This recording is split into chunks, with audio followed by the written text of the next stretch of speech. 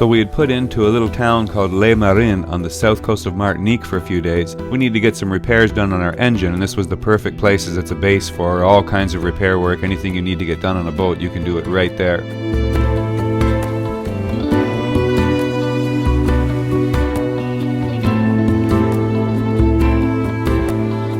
Once finished, we set off to continue our journey north. We were enjoying a perfect day of downwind sailing with great weather and sunny skies. Along the way, we came across a large volcanic pinnacle rock just off the southwest corner of Martinique called Diamond Rock.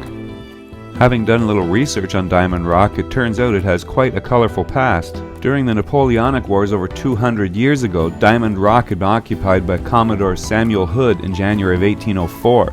Hood had been protecting convoys of British ships from French privateers sailing out of Guadeloupe and Martinique, and Fort-de-France on Martinique hosted much of the French fleet. After surveying Diamond Rock, Hood decided to blockade Fort-de-France, which would allow the British to control French shipping and intercept supplies intended for the French garrison. The rock gave a strategic advantage as any ships approaching from sea would have to pass within sight of Diamond Rock to make landfall in the bay.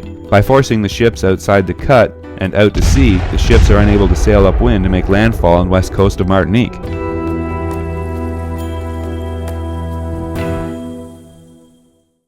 Britain was impressed with Hood's progress at Diamond Rock and subsequently commissioned the rock as the first stationary ship in the fleet, HMS Diamond Rock, complete with 30 riflemen, 3 24-pound and 2 18-pound cannons as battery, and a support ship with another 24-pound cannon used to intercept the ships.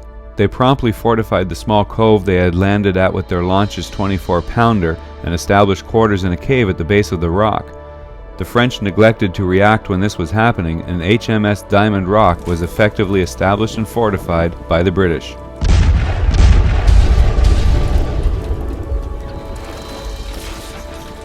The 18-pounders were able to completely command the passage between the rock and the island, forcing ships to avoid the channel, making it impossible for them to enter the bay. Lieutenant James Morris, who had impressed Hood with his efforts while establishing the position, was rewarded by being made commander. The Great Battle of Diamond Rock took place between the 31st of May and 2nd of June in 1805. The French had been unable to retake the rock, and the British garrison was able to control access to Fort-de-France Bay. The arrival of a large French and Spanish fleet in May changed that situation. French commander Pierre de Villeneuve dispatched his fleet to storm the rock. The British, short of both water and ammunition, eventually negotiated the surrender of the rock after several days under fire. The British commander was subsequently tried by court-martial for loss of his ship after repatriation, but was honorably acquitted. Now, over 200 years later, the islands are protected by much more efficient means, leaving Diamond Rock as a nature preserve that is shelter to many species of wildlife believed to no longer exist on Martinique. It is also a great dive site featuring many beautiful corals and even a cavern that extends through the entire island from one side to the other. So if you happen to be in the area, definitely sail by and check it out.